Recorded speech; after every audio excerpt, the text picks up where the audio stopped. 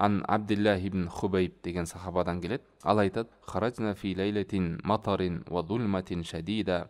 Биз күндөрдүн биринде түндө жамгыр жаап, ошондой капкараңгы түндө жамгыр жаап аткан кезде, катуу жамгыр жаап аткан кезде, караңгы түндө чыгып пайгамбар саллаллаху алейхи вассаламды издеп калдык. Эмнеге? Бизге имам болуп намаз окуштукка дейт. Лиюсаллия лана.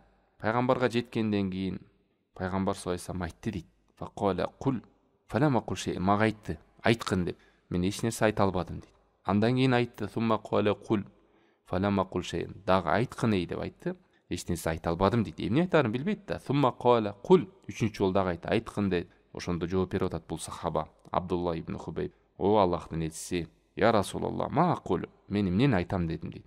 Каля кул хуаллаху ахад вал муаввидатайн хина тумси ва хина тусбих саласа маррат якфика мин кулли шей.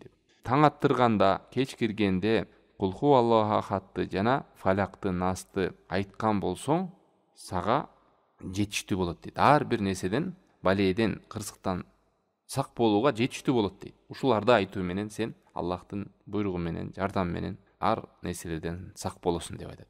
3 жолу айтсаң деп келди да. Бул Абу Дауд, Тирмизиде келген хадис хасан. Ошон үчүн мына эртең менен дагы, кечинде дагы ушул хадистин негизинде биз 3 жолу Ихлас сүрөсүн, 3 жолу Фалак сүрөсүн, 3 жолу Нас сүрөсүн айтуу сүннөт болот. Жана муну айтуу менен ар жаман сыйкырлардан, көрө албастыктардан, көз тийүүдөн, ар кандай жаман нерселерден, жиндердин уруусунан, жин шайтандардын азгыруусунан, алсыроодон, жалкоолуктан, ушундай сыяктуу жаман нерселерден, тоскоолдук боло турган нерселерден дагы себеп болот. Пайгамбар саллаллаху алейхи вассаламдын бул көргөзмөсү туугандар. Ошон үчүн эч убакта калтырбайлы. Эртең менен кечинде улап, жана сайыр истигфарды айткандан кийин эле Ихласты 3 жолу окуңуз, Фалакты 3 жолу окуңуз, Насты 3 жолу айтыңыз.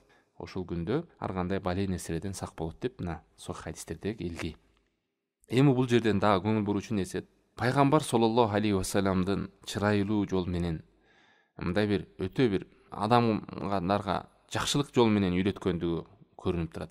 Эмнеге? Ментип койгон жок да, эй Абдулла ибн Хубайб, Ихласты, Фалакты 3 жолу айт деген жок. Эмне деп баштады үйрөтөрүнүн алдында? Айткын деп. Ал сахабанын назарын, көңүлүн бурду. Ойго батып, эмнени айтаарын билбей калды. Дагы экинчи сурады, эй айткын деп. Дагы эмнени айтаарын билбей калды. Үчүнчүсүндө айткын дегенде, о Аллахтын элчиси, эмнени айтайын деди. Бул деген сөз, эмнени айтайын деген үйрөнө турган адам даяр болуп калды. Жүрөгүн ачып, көңүлүн буруп, эми пайгамбар саллаллаху алейхи вассаламдын оозунан чыккан сөз анын жүрөгүнө кире тургандай эле болуп калды да. Ушул чырайлуу жол менен үйрөтүү, адамдын көңүлүн буруу. Анан барып пайгамбар саллаллаху алейхи вассалам айтты: "Кул хуаллахатты, Фалакты, Насчы таң аттырганда, кеч киргенде 3 жолу айткын" деди. Сага бардык зыяндардан жетиштүү болот деди. Жетиштүү болот деген сөз Аллах таалам сени сактайт деген сөз.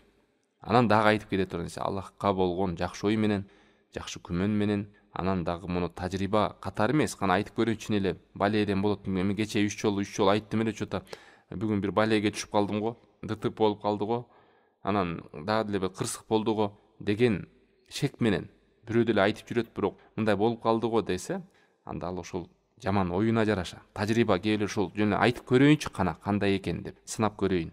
Чын эле болот бекен, болбойт бекен? Жок, андай эмес. Бекем ишеним менен. Bunday zikirler ertemin geçki zikirlerden tasiri kалтырбай дайыма такайып жүргөн адамдар даамын да сезе билет, анын жашоодогу таасирин да сезе билет. Анан бир күн айтып, бир күн таштап, бир күнү күмөн санап көрөйүнчү кана деп. Андай нерселер